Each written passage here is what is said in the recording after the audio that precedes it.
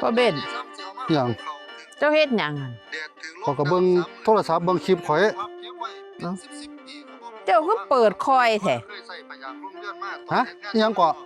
เจ้าก็เปิดคอยแท้กูก็บ่ได้ยินโอ้ยบ่ได้ยินเลยคนเปิดจนว่าสุดฮะเปิดสุดแล้ววะติเอ้าก็คือบ่ได้ยินน้อจักเจ้าแล้วไผสิฮู้จักนำเนาะ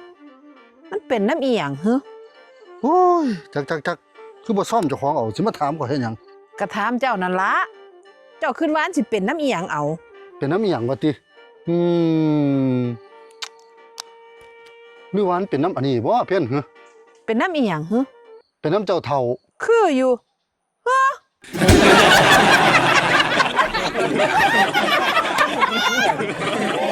เป็นน้ำควายเท้าเบิดเท่านั้น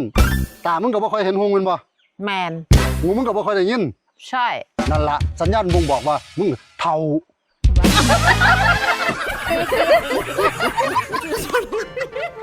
จมลงไปตัวจมให้ผัวเศร้ามาแรงมาแก๊กขนาดหูกูอยู่ไกลๆนี่ยังอยากไล่เนาะอันนี้ยังหูมึงนี่รอปากมึงหั่นบ่เนาให้มันรู้ไปตัวเนาะ